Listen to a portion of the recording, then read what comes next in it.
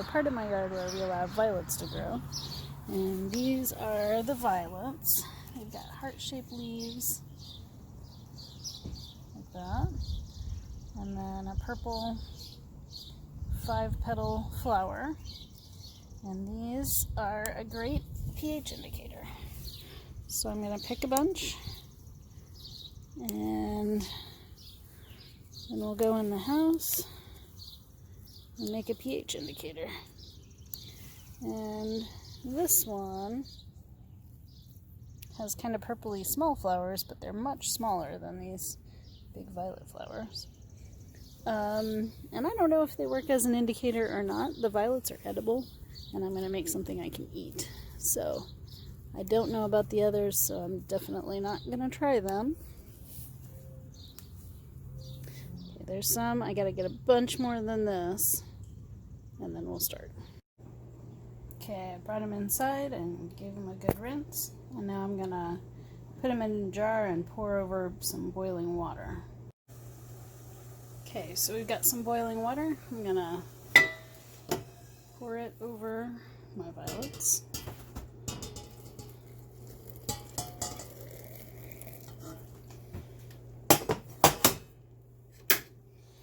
And we're going to put a lid on this and just let the violets steep for, it's supposed to be about 24 hours.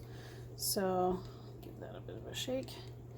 You can start to see the liquids changing color there at the bottom. They sort of float. So we'll let this sit for about 24 hours and then take a look at it and see how we're doing. So my second pH indicator that I made is made from red cabbage. This one doesn't smell quite as nice as the violets, but there's the little bit of cabbage left. I boiled it, and it's been sitting in the fridge for a while. So here is that pH indicator. Here's the one from the violets. Got some left over of the violets.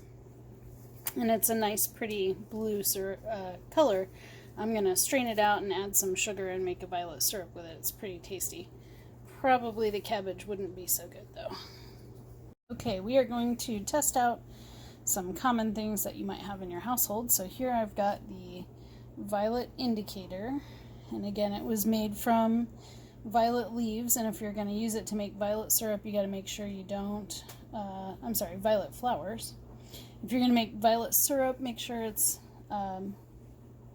untreated, so there's no chemical spraying or anything that we do on our yard. So the violets are nice and clean, and you can actually drink that liquid. But first, we're going to put it in some vinegar. This is just your standard white distilled vinegar. And then I also have some soapy water. So this should be somewhat basic, and this should be definitely acidic. So we're going to pour a little bit of the indicator into each one. So here we go. Okay, so we're looking at the vinegar, and we're going to pour in a little bit of the violet liquid. And okay, that's good. And then set it down here next to it and see if we can compare the color. You can see a bit of a color difference. I'm trying to do it on a white background, but it's kind of hard to tell. But when you get the violet in there next to it, you can see that the violet solution originally was very blue, and when we add it to acid, it turns more purple. And now we're going to do the same thing with our basic solution. Okay, so again, we got the pink back there in the vinegar, so that's acidic. And here's the violet solution coming in. If these were dangerous chemicals, this would not be a safe way to do it, because we're not wearing protective equipment, but I think we're pretty safe with slightly soapy water. So this one, you can compare it to the original liquid. We don't have any original liquid left. Whoops. But it is quite a bit bluer, darker blue than what it was before. So now we're going to try the experiment again, and this time we're going to use the cabbage, boiled cabbage solution. and see how those work, and we'll make sure to leave some at the end and have a color comparison.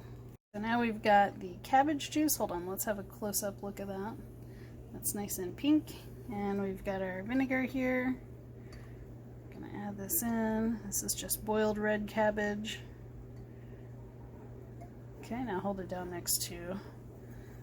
So it turned quite a bit pinker, almost an orangey color in comparison to that original.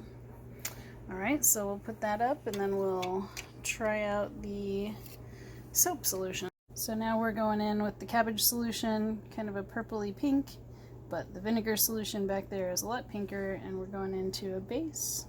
Just do about half that solution if you would.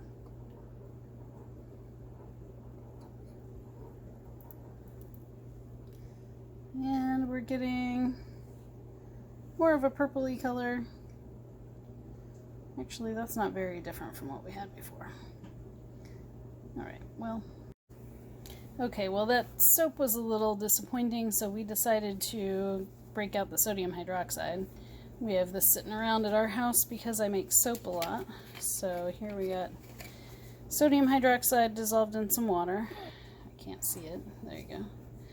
And we got some, this one's the violet indicator. So go ahead and pour some of that in there, maybe about half of that.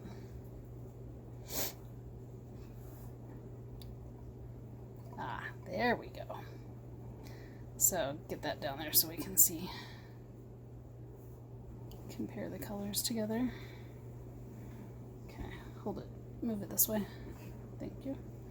So you can see the sodium hydroxide, that strong base, is definitely more yellow. And this is a do not try it at home kind of situation, but most soaps are going to give you some color change. And if you would cap that as well. Thank you. And now we're going to try it with the cabbage indicator. So here's the cabbage indicator. You hold that. It's probably just water. We'll take the gloves off carefully in a second. Okay, so we've got, again, sodium hydroxide. It looks like water, but it's definitely not water. So we're going to go ahead and pour that pink cabbage indicator in there. We're doing it this way and not the other way, because if he accidentally pours the cabbage on me, that's okay. And again, for this base, we're getting a nice greeny yellow color for a strong base. And with the vinegar, there's the pink color that we got from the acid. And the purpley solution that was our neutral indicator. Alright, there we go.